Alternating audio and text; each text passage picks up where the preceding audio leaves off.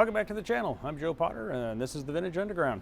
I haven't done a shop tour here in a little while, so I thought I'd do a quick walk around and show you what we're working on. This is a Ferrari 330 engine, and it goes in this little car that we're restoring right here. This engine's done. It's been done for a while. It's been fully built and it's been on the engine dyno and run in and all that kind of stuff. Bill is prepping it now to drop into the car. We're at the point where it's ready to go in, and really pretty late in the process. There's no reason to put this thing in until we get all the plumbing and electrical and everything, that's hard to get to when this big thing is sitting in there. But it's ready to go now, so pretty excited about that. That'll be a really big step in this Ferrari. This restoration has been in previous videos. We're really close. The dash is in it, the wiring's done, everything's in. The engine will go in, plumbing will be hooked up, and wiring. And after that, it's just putting the interior in it. So we're really close.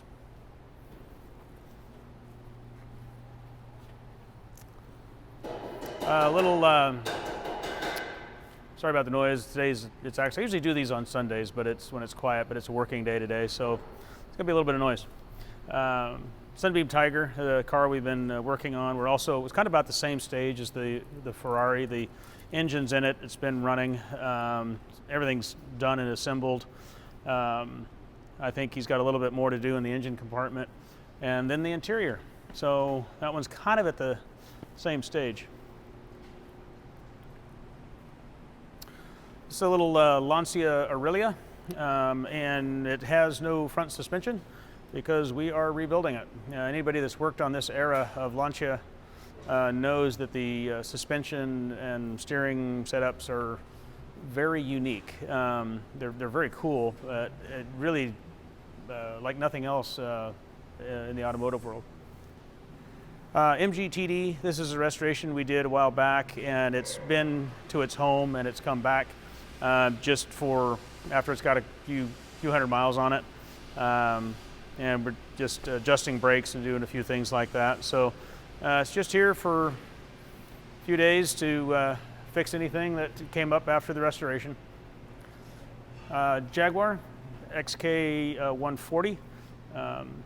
This is one I think it's been in previous videos as well. It's just obviously being fully assembled. Not far along as the Tiger and the Ferrari, but it's not too far behind it. Suspensions are in, wiring, plumbing. But he's still laying in a lot of components and parts and pieces. So it's getting there, but it's not as far along as the others. This is an Aston Martin DB24, a car that we're doing restoration work on various areas, a lot in the front end, suspension restoration, engine, stuff like that, wiring, but it's not a complete restoration. We just got, Kai just got the bonnet back on it. It's about done, about ready to go out of here. You can show the scan and the part. So this is one of our little setup here. We, doing these rare cars like this, we end up needing and having to make parts. And this is how we do it. This is one of our scanners and little turntable, and this actually is a front marker light on a Abarth OT 1000 or 850 Spider, and I think it's used on some other rare Lamborghini or something, but you can't get them. I did find this one, and so we're scanning it and we'll 3D print it, but first we'll mirror it in CAD for the opposite side. So we end up doing a lot of this. So anybody that thinks restoration work these days is the old garage shop thing is mistaken. It's a lot of this. This is a AC Asica. This car's been with us for a while. This is a cool old guy, lives down in California, owns this car, and he just comes up with another project every month for us to take on and add on. And I think his goal is to get all this stuff done a little bit each month, get it to him for the driving season. So it's early February or 1st of February. So, we'll get it down to him by spring, and he's got something to drive for the season. This is a little Honda CVCC, not our normal thing, but it is an all original, I mean everything dead original, low mileage, cool little car. You know, and I love anything weird and eclectic like this, and I mean, just look at the seats, they're just perfect.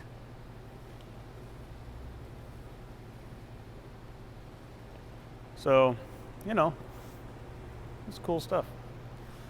That's the nose. That's an alloy nose off of another Asica that we're building over there. This is a Austin A30, and we're not doing, you know, she's a little rough on the outside, but we were hired to do the interior, which is done and came out nice. If you can get a sense of all that.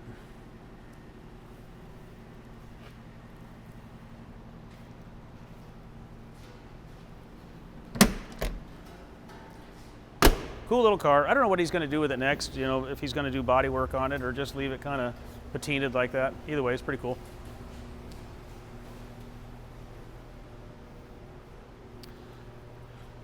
This Ferrari 250 GTE, this is a car we restored, oh man, 7 years ago. And it's back, I'm making some jetting changes. It's going to go back up on the rolling road dyno here, I think in a week or so. Enough time's gone by, it kind of needs to be redone. You can do quite a bit just sitting static like this, tuning them, but ultimately you got to get them on the rolling road and put a load on it to get them to do the thing and then make jet changes. These are not as fun. On a Weber DCOE carburetor, doing tuning, they're a lot of fun. These are not. These DCOs are a pain in the ass. You have to pull the whole carb body top off to make jet changes, which sucks. But anyway, but also, I mean, once you get it set, you should be reasonably good. This car does fine, but it's just a little bit lean, you know, and it can affect drivability. So I think I'm going to move it up one jet and put it on the dyno and see what it does.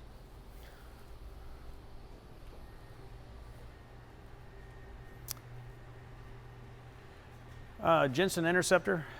This is a car we have done some restoration work on. We did body work and painted it, engine compartment, a lot of plumbing, a lot of wiring, new engine, trans. Interior was fine. Interior will go back in. So it's being assembled. So. AC Asica. This one has been in previous videos as well. This is a you know, kind of a bespoke build. It's the Cobraizing of an Asica. Very unique and kind of cool build on this one. But we're still doing fabrication, and it's just tedious stuff where as soon as you make something custom, everything changes, and it's just, you have to just keep going to the end of every direction to sort everything out. It takes a lot of time.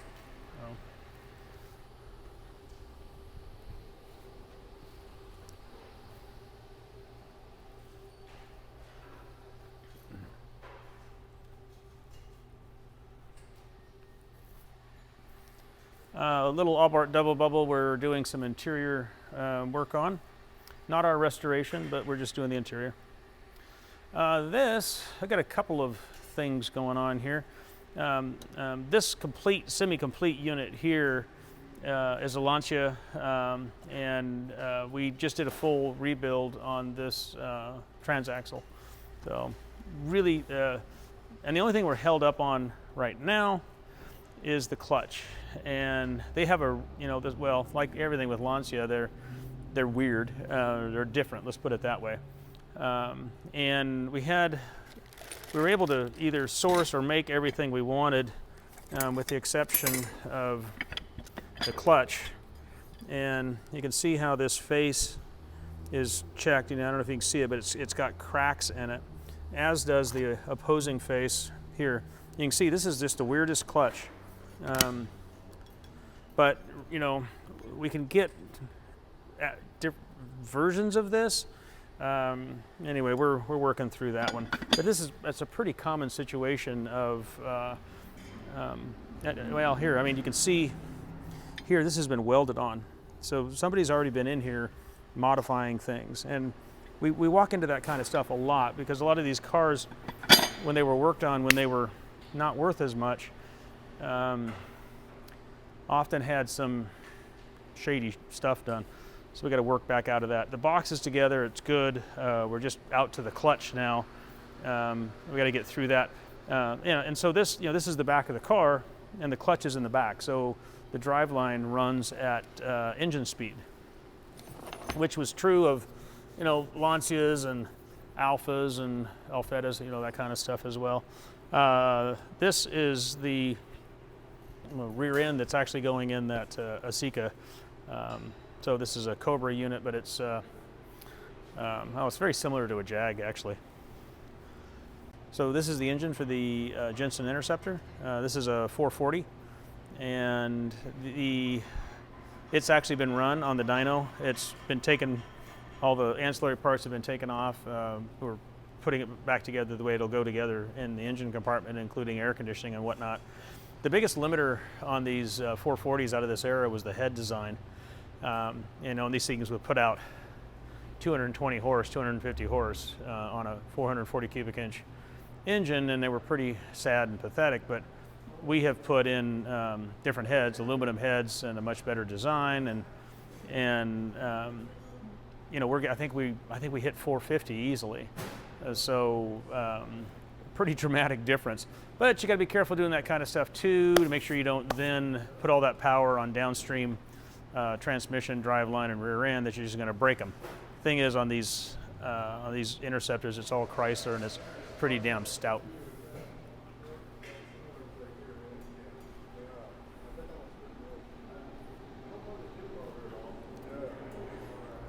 Just back over here on the Asica, we have one of these polyurethane engines, test engines, and this is the one that's going in here. And you can see how tight we are, and this is why this is in here, is that we've got to do a reality check here and see where things land, where we know where we want this thing in here. Do we then need to modify the pedal box to accommodate it? All kinds of questions like that we've got to get answered. So that's what they're doing here. They're mocking up the real one in there to see what we've got. Okay.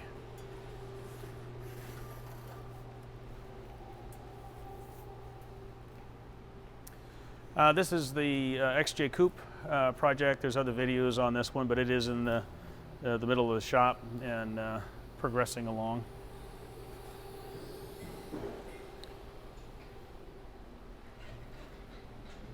This is the Abarth engine. We're doing an Abarth OT 1000. This is the engine for it, and normally this would have had the Fiat head on it. We're doing something a little bit different. We are going to run the two DCOEs through a reproduction PBS crossflow head. It's not enough of a weird modification that it's out of place. It'll adds a lot to the engine as far as power output and whatnot. So anyway, and a cool little thing. I mean, they're a really neat head as opposed to pretty compromised Fiat original heads. So that one's about ready to go in the car.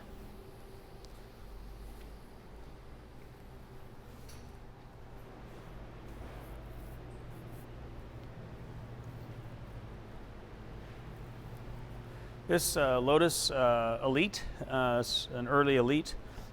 This car belongs to a customer in Colorado, and we are prepping it to run on rallies. And we're building the motor, a bunch of upgrades, suspension upgrades, whatnot. And we are also currently building a fuel tank for it. The original fuel tanks on these are very small, and Franco is building a tank out of aluminum to place it. Gives us a little more capacity. And also on this one, we are going to run a Gen V DCOE style fuel injection hidden, so nobody will see it. And to do that, we have to have a high pressure pump inside the tank, which is where we want it. So while we are making a bigger tank, we are also going to make it so we can drop a high pressure pump into the tank and not have something sitting outside making noise. So here, this engine goes to that car. This is a MGA. This is an engine that we have built, and I think I've mentioned this before on engines that are unique builds, like a Ferrari or an Aston or anything that's been modified like that Chrysler 440 where we put in different heads on it. You have to prove out the expectation, and we do that on an engine dyno.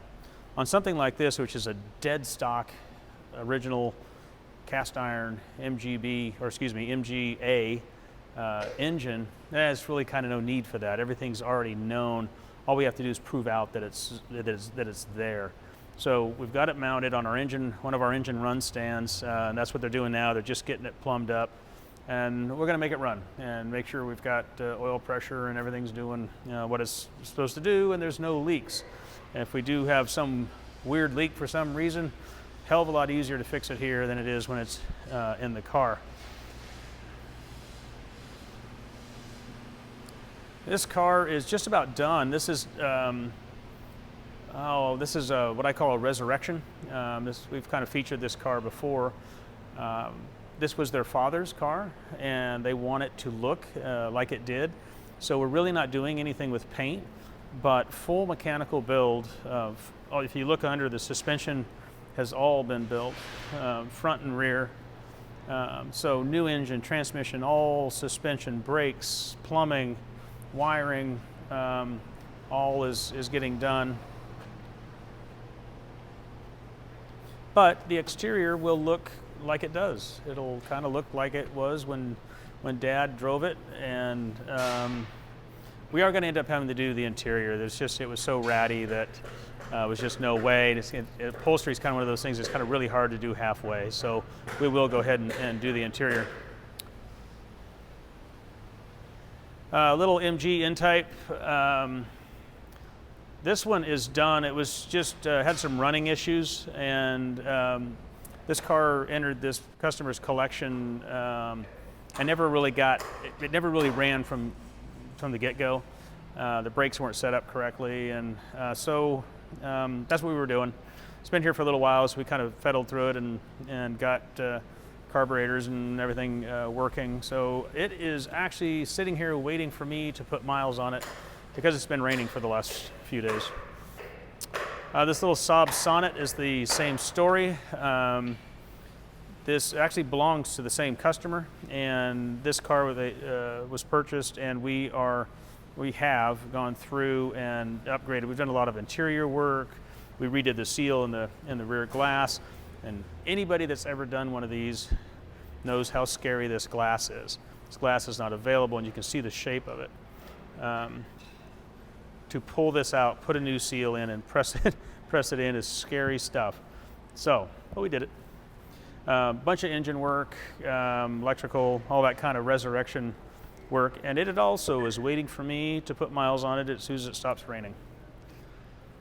This is a Ford Model A.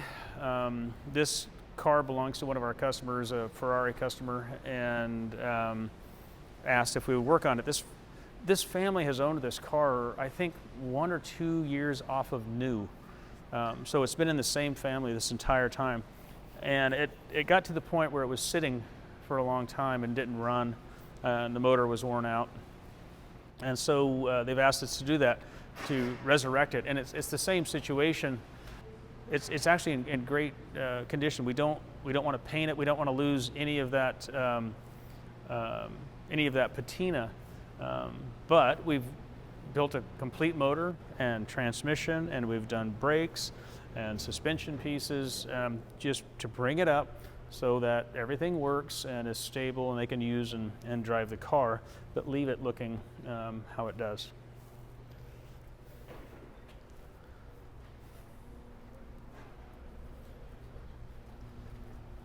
So into the body shop.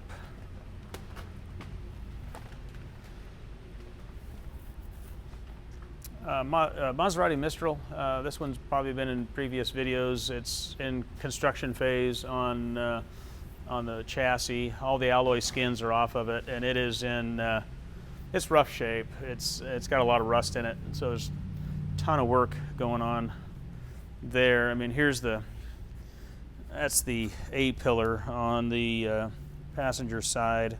You can see it's just this kind of stuff all over this car, and it's a lot of work.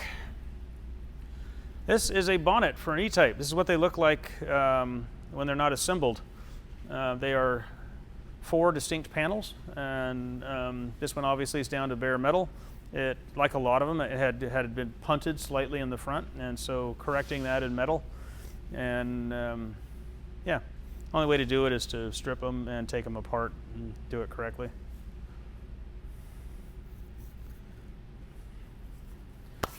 And this is that car. This is that E-Type. It's kind of sitting here right now while we're working on the bonnet. But this has got a whole new superstructure on it from the scuttle forward. Like I said, this car did get punted in the front at some point, and it tweaked this whole superstructure, so we have replaced that. Okay, let's head back this way.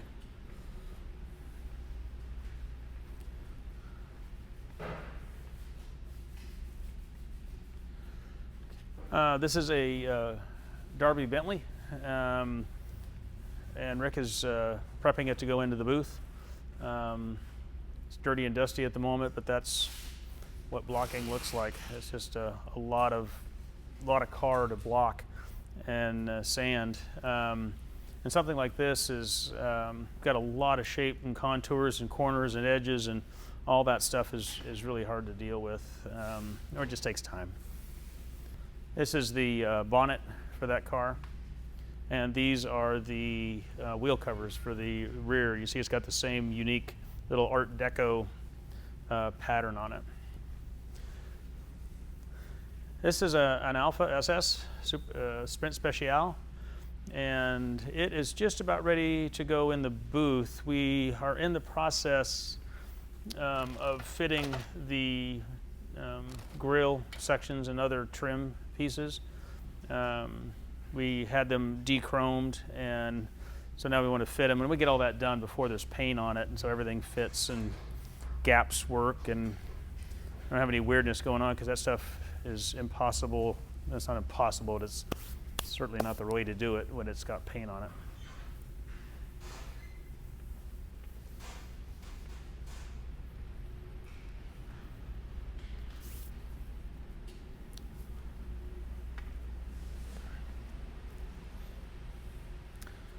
This is an Austin Healey. This is a 104. The chassis is done, obviously, and it's been painted, and the rest of the body is following up behind it. We did put a surface here on the inside. Really helps, and then you were able to paint it. Really helps with rock damage, and we did it in the rear as well.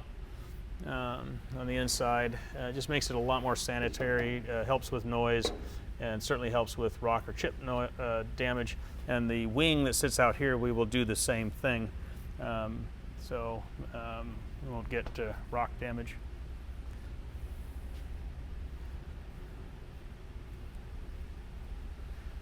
This is a little Fiat 1500 Roadster, and it came to us just like this, which is not atypical. We will often get projects that are have been taken apart and never go back together, just how it is. Pretty solid car though. You can see it doesn't really have any rust in it. The floors look really good.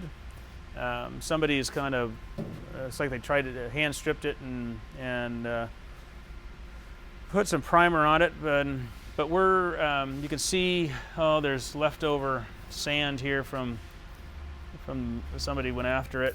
We're going to clean it out and just put it in the acid tank and start over, just to get it down clean, but not abnormal for us.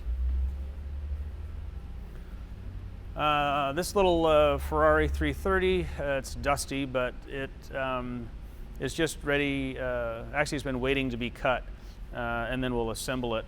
This was one of the cars that was in a garage fire, and the last outstanding thing we had to deal with was the rear glass was broken from the heat of the fire, and we could not find one. And it's gone on, and we finally found the glass, and it came in, I think, 2 days ago. So that was kind of a relief. But as soon as we get this cut, we'll start assembling. It'll come together pretty quickly. You can see the doors, bonnet, and boot lid are all hanging on the racks back there, and those need to be done. This is a little Seata Dyna. This also is a car we restored, 5 years ago. And it was done to preserve what we could. So we preserved the interior. You can see the wheels haven't been painted. None of this has been polished. There were things that were preserved. It was a full restoration, but we were tasked with maintaining as much as we could. And it was in pretty bad shape, so that was a bit of a stretch. And the owner at that time had us paint it in lacquer, because that's what it originally would have been painted in. And the car subsequently sold, and the new owner didn't like the lacquer, so we've taken it off, and this is now, it's the exact same colors that it was before, but this is now all very stable 2-stage urethane. So anyway, this is being assembled.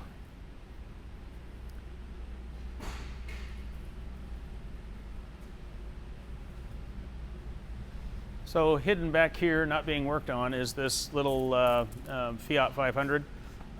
This is a car that's in line to be worked on. We got it stripped, did a bunch of metal work, and now it's waiting for the body guys. And that's just how it works in the body shop. You know, you need to stay on one project till it passes on to the next guy. And so this one's just waiting in line. So this is a little toy car that I found a while back, and then we subsequently sold it on Bring a Trailer, and it wasn't running. It's out of the 40s somewhere, but it wasn't running. And we sold it on Bring a Trailer, and the new owner has asked us to basically to recommission it. It's made for, I would guess, like a 5 or 6 year old, maybe 7-year-old. But it has an engine, it drives, it does the whole thing. It seems very handmade. Nobody really kind of knows what its origins are. It's really cool, it's very interesting, but it's very handmade. I wouldn't put my kid in it, I think, but pretty damn interesting and unique little car. And we are recommissioning it, so kind of fun to do something like that. I think that's it. Please do like and subscribe. We do appreciate you all, and we'll see you on the next one.